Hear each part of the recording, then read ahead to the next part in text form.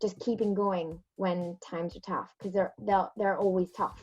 Backing yourself and showing real resilience, that will help and motivate and drive you.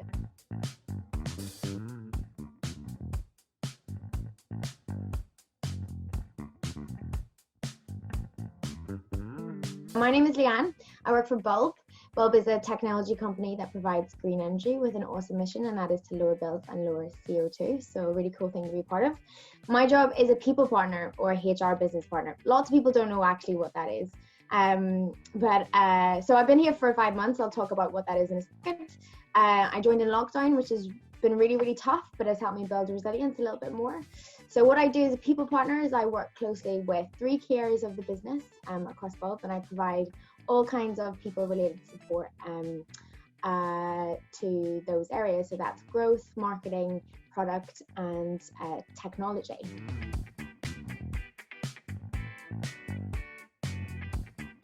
So what I do is a mix of sort of the day-to-day reactive stuff and the longer-term proactive. So whether that's the operational nuts and bolts, you can imagine lots of things happen with lots of our people. So being really reactive on the ground every day, in lots and lots of meetings, having lots of chats, which I like. And then sort of the strategic, setting up the teams for their longer term visions, working really closely with the leaders to help them get there. So hugely varied.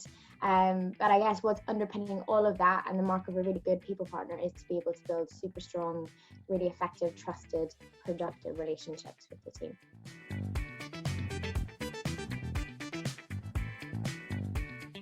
I was really, really underconfident. I didn't back myself. I was working with some people who really knew their stuff, and I felt like I didn't. And actually what I learned was that credibility doesn't come from just knowing everything and being super competent and knowing all of the employment law manual. It comes from just building really grounded relationships, gaining a bit of trust, and knowing when to flex your style in the moment to get the best out of someone else or for them to get the best out of you. I also think plunging yourself into new environments is really, really terrifying. I cried for the first time at Innocent when I took on the innovation project manager role a couple of days a week. So I was being a people person, but then I was doing this entirely new, scary, exciting thing. And I remember just feeling so out of my depth.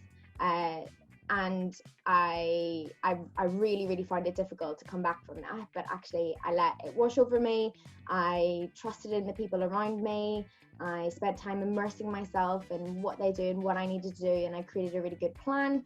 And I just sort of backed myself more and more from there. And I think once you've had a point like that at work, or where you feel like you don't know what you're doing or where you're going, I use that as a reference point. So when I've been in situations that have felt unfamiliar and scary since, I've looked back and gone, no, wait a minute, I anything about how to be a project manager, and I did pretty well. So if I can get through that or something else, then I can get through this. So it's just building that confidence, but it takes years, especially if you've been naturally underconfident at school or something like that.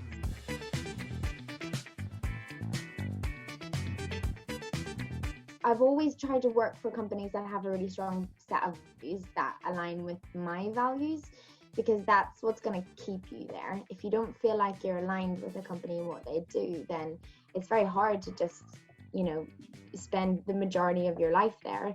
So the opportunity to get to be part of something bigger here at Bulb, the mission at Innocent was great as well. The first job I did, their guiding principles, feeling like you're part of something bigger, you've got an opportunity to make a difference every day in the work that you do. That's really, really important to me. And that feeling of we're all in it together. Life can be hard, work can be tough, you can work long hours, but actually keeping your eye on the prize and that bigger picture is really important to me.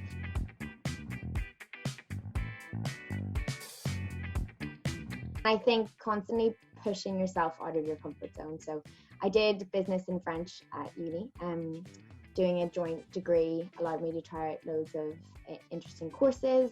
I weighed my degree in favour of my strength areas rather than what I wasn't so good at.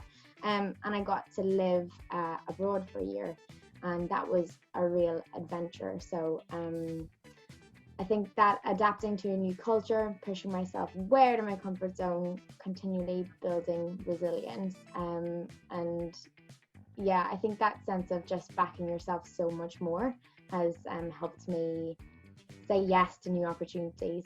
I could have happily stayed at Innocent for probably 16 years rather than 6, but I knew that I wanted a new change and a new push and a new challenge, and that's given me a whole new adventure here at Bulb.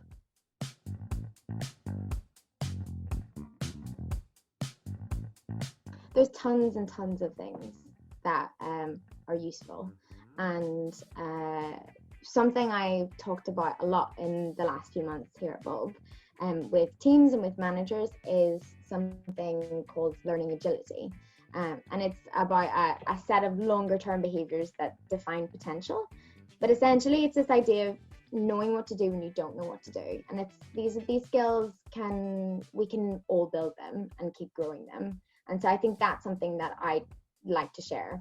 And if I go through them, you would have self-awareness, so knowing your strengths and improvement areas, taking feedback on board, actively listening and making some changes. That's a really, really important skill to build.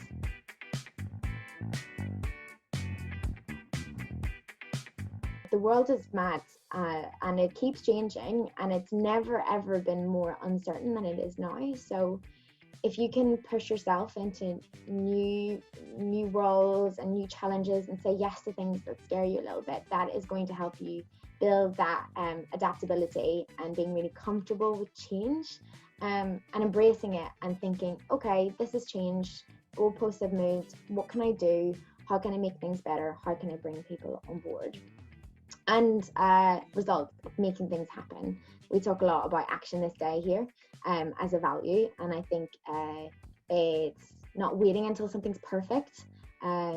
Just go for it and delivering something or sharing something or moving forward on a project even when you have a million obstacles in the way. So how do you overcome them? Who do you need on board? How do we make this happen? How can we make things better? And I think threading through that, I've talked about before, is that underlying trait of grit.